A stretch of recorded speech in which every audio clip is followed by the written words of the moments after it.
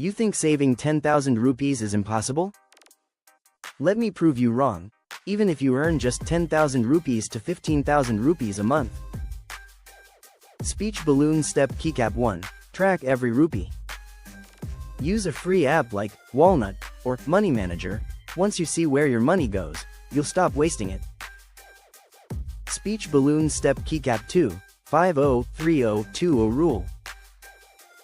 Spend 50% on needs, 30% on wants, and save 20%, no excuses. That's 2,000 rupees saved every month. Speech Balloon Step Keycap 3. Cut daily leaks. Stop small spends, tea, snacks, subscriptions you don't use. Even 100 rupees per day saved equals 3,000 rupees per month. Speech Balloon Step Keycap 4. Automate your savings.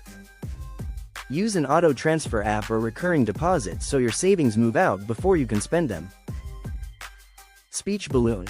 Follow TechBucks AI for simple money tips that actually work. Start saving today and hit your first 10,000 rupees fast.